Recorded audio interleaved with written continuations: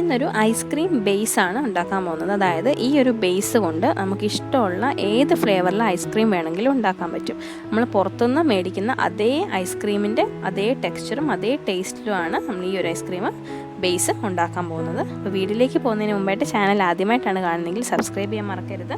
തൊട്ടടുത്തുള്ള bell icon press ചെയ്ത് all notification enable ചെയ്യാനും മറക്കരുത്. അപ്പോൾ ഇതിലേക്ക് ആദ്യമായിട്ട് വേണ്ടത് ഫുൾ ഫാറ്റ് മിൽക്കാണ്. അപ്പോൾ ഞാനിവിടെ അമൂൽ ഗോൾഡിൻ്റെ മിൽക്കാണ് എടുത്തിട്ടുള്ളത്. ഫുൾ ഫാറ്റ് മിൽക്ക് തന്നെ എടുക്കണം.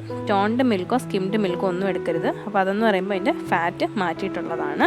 അപ്പോൾ ഫുൾ ഫാറ്റ് മിൽക്ക് എന്ന് പറയുന്നത് നല്ല ക്രീമി ആയിട്ടുള്ളൊരു ടെക്സ്ചർ ഐസ്ക്രീമിന് കിട്ടാൻ സഹായിക്കുന്ന, അതുപോലെ തന്നെ ക്രിസ്റ്റലൈസേഷൻ ഒഴിവാക്കാനും ഐസ്ക്രീം ഈ മിൽക്കിലെ ഫാറ്റ് സഹായിക്കും. പിന്നെ വേണ്ടത് CMC പൗഡറാണ്. അപ്പോൾ CMC പൗഡർ ഉപയോഗിക്കുന്നതും പറഞ്ഞ പോലെ ക്രിസ്റ്റലൈസേഷൻ ഒഴിവാക്കാനും പിന്നെ ഐസ്ക്രീം പെട്ടെന്ന് മെൽറ്റായി പോവാതിരിക്കാനും വേണ്ടിയിട്ടാണ്. അപ്പോൾ ഇതൊരു കെമിക്കലൊന്നുമല്ല, ടോക്സിക് അല്ല, ഒരു പ്രിസർവേറ്റീവാണ്. ഐസ്ക്രീമിന് ആ ഒരു ക്രീമി ടെക്സ്ചറും ഒരു ബോഡിയും കൊടുക്കുന്നത് ഈ CMC പൗഡറാണ്. പിന്നെ ഇത് പ്യുവർ വെജിറ്റേറിയൻ ആണ്, അതുകൊണ്ടാണ് ആ സൈഡിൽ ഗ്രീൻ മാർക്ക് കൊടുത്തിട്ടുള്ളത്. പിന്നെ ഇതിലേക്ക് വേണ്ടതെന്ന് പറയുന്നത് GMS പൗഡറാണ്. അപ്പോൾ GMS പൗഡറും ഒരു തിക്കനിങ് ഏജൻറ്റാണ്. അതായത് ഈ മിക്സ് നല്ല തിക്കായിട്ട് വരാനും അതുപോലെ തന്നെ പ്രിസർവേറ്റീവാണ്. പിന്നെ ഈ ഒരു GMS പൗഡർ നമ്മൾ ചേർക്കുന്നതുകൊണ്ടാണ് ഇത് ഡബിൾ വോളിയായിട്ട് കിട്ടുന്നത്. അപ്പോൾ ഇതും പ്യുവർ വെജിറ്റേറിയൻ തന്നെയാണ്, ഗ്രീൻ മാർക്ക് സൈഡിൽ കാണാം. അപ്പോൾ ഇതിൻ്റെ വില എന്ന് പറയുന്നത്, അപ്പോൾ ഈ GMS പൗഡറിൻ്റെ വില 50 രൂപയാണ്. ഇത് 50 ഗ്രാമിൻ്റെയാണ് ഞാൻ രണ്ടും എടുത്തിട്ടുള്ളത്. അപ്പോൾ ഇത് കേക്ക് മെറ്റീരിയൽസ് കിട്ടുന്ന ഷോപ്പിൽ ഇത് രണ്ടും കിട്ടും. ഇതിന് CMCയുടെ വില 75 രൂപയാണ്. ഇത് ഓൺലൈനായിട്ട് നമുക്ക് മേടിക്കാൻ കിട്ടും. പിന്നെ ഇതിലേക്ക് വേണ്ടത് കോൺഫ്ലോർ ആണ്. ഇത് ഇഷ്ടമുള്ള ഏത് ബ്രാൻഡിൻ്റെ കോൺഫ്ലോർ വേണമെങ്കിലും എടുക്കാം. പിന്നെ ആവശ്യമുള്ളത് പഞ്ചസാരയാണ്. അത് ഞാനിതിൽ ഇപ്പോൾ എടുത്ത് വെച്ചിട്ടില്ല. അപ്പോൾ ഞാൻ 1 ലിറ്ററിൻ്റെ പാലാണ് എടുത്തത്. അതുകൊണ്ട് ഇതിൽ നിന്ന് 1/2 ലിറ്റർ മെഷർ ചെയ്തെടുക്കുകയാണ്. 250 ml കപ്പിൽ 2 കപ്പ്. അപ്പോൾ അതിൽ നിന്ന് കുറച്ച് പാലങ്ങ് മാറ്റി വെക്കുകയാണ്. ബാക്കി പാലിലേക്ക് 10 ടേബിൾ സ്പൂൺ പഞ്ചസാരയാണ് ചേർക്കുന്നത്. 10ഓ 12ഓ ചേർക്കാം. കൂടുതൽ മധുരം വേണമെങ്കിൽ, കുറച്ച് മധുരം മതിയെങ്കിൽ 8 ടേബിൾ സ്പൂൺ ചേർത്താൽ മതി. അപ്പോൾ ഇതിപ്പോൾ തണുത്ത പാലാണ്. അപ്പോൾ ആ പാല് ഞാൻ ഗ്യാസിലേക്ക് വെച്ചിട്ടുണ്ട്, സ്റ്റൗ കത്തിച്ച് കൊടുത്തിട്ടുണ്ട്. ഇനി ഇതൊരു മീഡിയം ഫ്ലെയിമിൽ വെച്ചിട്ട് ഒരു തിള വരട്ടെ. ആ തിള വരുന്നത് വരെ ഒന്ന് വെയിറ്റ് ചെയ്യുക. അപ്പം തിളച്ചും വരണം, അതുപോലെ തന്നെ ഈ പഞ്ചസാരയ്ക്ക് ഒന്ന് മെൽറ്റായി വരട്ടെ. അപ്പോൾ ആ സമയത്ത് നമ്മൾ മാറ്റി വെച്ച പാലിലേക്ക് 1.5 ടേബിൾ സ്പൂൺ GMS പൗഡറാണ് ചേർത്ത് കൊടുക്കുന്നത്. ഇത് സോഡാപ്പൊടി പോലെയാണ് ഈ ഒരു GMS പൗഡർ ഇരിക്കുന്നത്.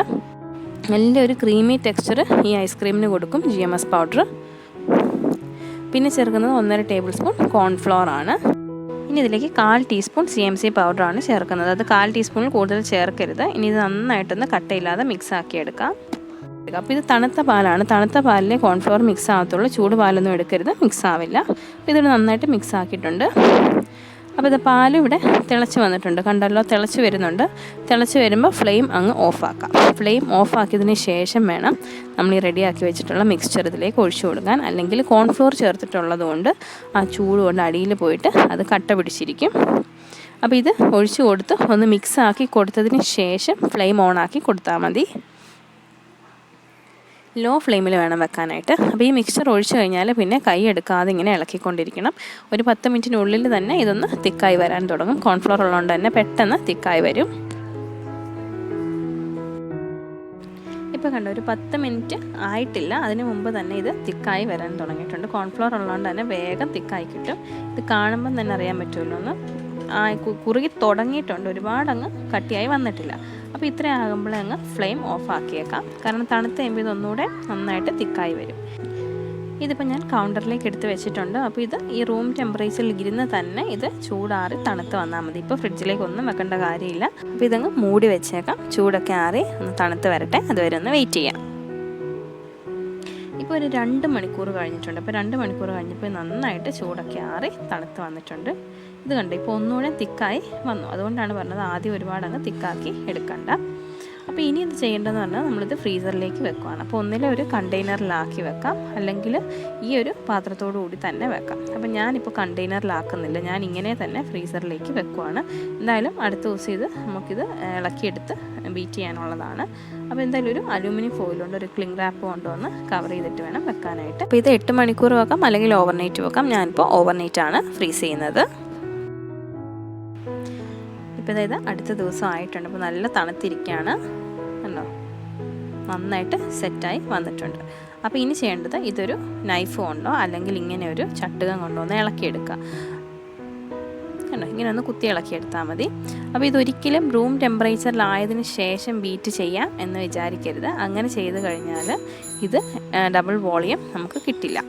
അതായത് റൂം ടെമ്പറേച്ചറിലായിട്ട് കഴിഞ്ഞാൽ. അപ്പോൾ ഈ ഒരു തണുപ്പോട് കൂടിയും ഐസിൻ്റെ ഒരു കട്ടയുണ്ടല്ലോ പാലിൽ, ആ കട്ടയോട് കൂടി തന്നെ ചെയ്യണം. അപ്പോൾ ഞാൻ ആ അടിയിലൊരു പാത്രത്തിൽ ഐസ് ക്യൂബ്സ് ഇട്ടിട്ട് മുകളിലൊരു പാത്രം വെച്ചിട്ട് ഇത് അതിലേക്ക് ഇട്ടിട്ടാണ് ബീറ്റ് ചെയ്യുന്നത്. അപ്പോൾ ഒരു തണുപ്പ് ഇതിന് എന്തായാലും ആവശ്യമുണ്ട്, എങ്കിൽ മാത്രമേ ഇത് ഡബിൾ വോളിയായിട്ട് വരത്തുള്ളൂ.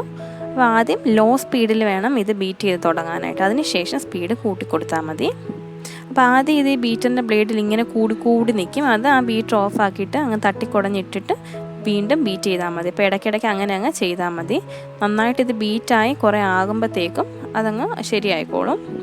പിന്നെ ഇത് മിക്സിയിൽ ചെയ്ത് കഴിഞ്ഞാൽ ചിലപ്പോൾ ഇത്രയും ഡബിൾ ക്വാണ്ടിറ്റി ആയിട്ട് അത് കിട്ടില്ല.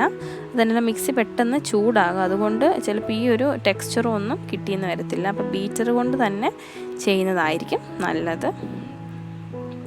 അപ്പോൾ ഇത് കുറച്ചൊന്ന് ബീറ്റ് ആയി കഴിയുമ്പോൾ തന്നെ കാണാൻ പറ്റും, കണ്ടോ, കളറ് മാറി. ആദ്യം ഒരു ക്രീം കളറല്ലായിരുന്നു ആ പാലിൻ്റെയൊക്കെ, ഇപ്പോൾ നല്ലൊരു പ്യുവർ വൈറ്റ് ആയിട്ട് മാറി തുടങ്ങി. അത് തന്നെയല്ല, ആ ഒരു ടെക്സ്ചറിലും ഒക്കെ ഒരു വ്യത്യാസം വന്നു തുടങ്ങി. നമുക്ക് ബീറ്റ് ചെയ്ത് വരുമ്പോൾ തന്നെ അത് മനസ്സിലാകും.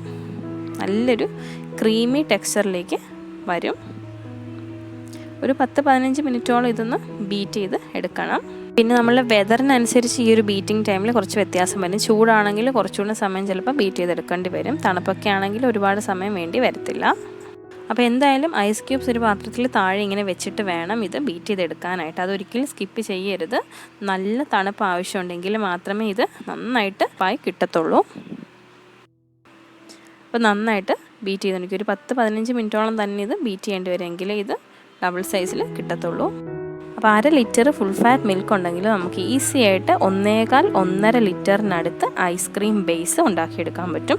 എന്നിട്ട് ഇഷ്ടമുള്ള ഫ്ലേവർ അതിനകത്ത് ആഡ് ചെയ്ത് കൊടുത്താൽ മാത്രം മതി. ഇപ്പോൾ കണ്ടോ, ഇപ്പോൾ ഒരു 15 മിനിറ്റിന് അടുത്തായിട്ടുണ്ട്. അപ്പോൾ അതിൻ്റെ ഒരു ടെക്സ്ചറും അതിൻ്റെ അളവും കണ്ടോ. നേരത്തെ അത് പാത്രത്തിൻ്റെ താഴെയായിരുന്നു, ഇപ്പോൾ അത് അങ്ങ് നല്ല പോലെ മുകളിലായിട്ട് വന്നു, കണ്ടോ, ക്രീമി ആയിട്ട് വന്നിട്ടുണ്ട്. അപ്പോൾ ഈ ഒരു സ്റ്റേജിൽ 1.5 ടേബിൾ സ്പൂൺ പാൽപ്പൊടി ചേർത്ത് കൊടുക്കാം. അപ്പോൾ പാൽപ്പൊടി ഇല്ലെങ്കിൽ ചേർത്ത് കൊടുത്തില്ലെങ്കിലും കുഴപ്പമില്ല, പക്ഷേ ഉണ്ടെങ്കിൽ എന്തായാലും ചേർത്ത് കൊടുക്കണം. നല്ലൊരു ടേസ്റ്റാണ്. അതും കൂടെയും ചേർത്താലേ ഉള്ളൂ പുറത്തുനിന്ന് കഴിക്കുന്ന അതേ ഐസ്ക്രീമിൻ്റെ ടേസ്റ്റ് കിട്ടത്തുള്ളൂ.